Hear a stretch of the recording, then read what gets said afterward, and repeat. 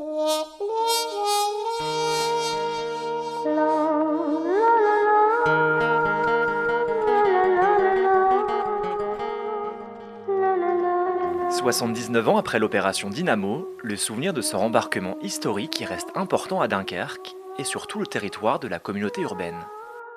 Le musée de l'opération Dynamo est un vestige de cette époque et permet aux visiteurs de mieux comprendre cette période où près de 340 000 soldats ont été évacués de Dunkerque. Dernièrement, celui-ci a bénéficié de travaux d'extension et de modernisation.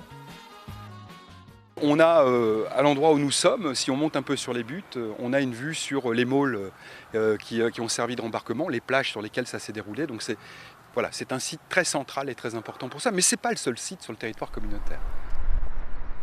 De Gravelines à Bray-Dunes, les vestiges de la Seconde Guerre mondiale sont nombreux et visibles. C'est pour cela que la communauté urbaine de Dunkerque propose un parcours à travers les sites historiques du Dunkerquois, le parcours ciel ouvert.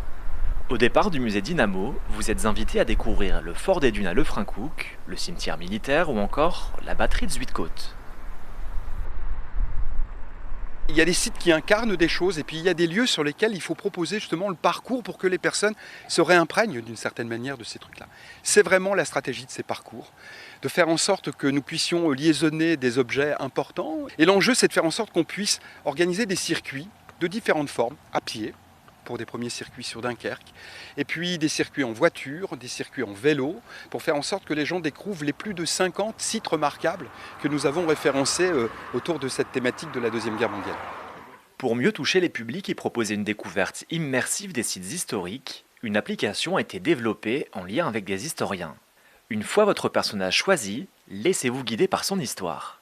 Il y a notamment un enfant, un soldat britannique, d'un français, des marins, parce que chacun a vécu l'opération Dynamo d'une autre façon, ou à sa façon. Donc c'était intéressant de pouvoir offrir et pour attirer différents publics aussi, différents personnages. Ensuite ces personnages racontent dans un périple dans la ville un peu ce qu'ils ont vécu. Et les gens vont suivre ce périple tout simplement. Après ce premier parcours mémoire reliant Dunkerque à Malo-les-Bains, 2 autres parcours sont prévus pour 2020, Lefrancouc et Zuidcote Bray-Dunes.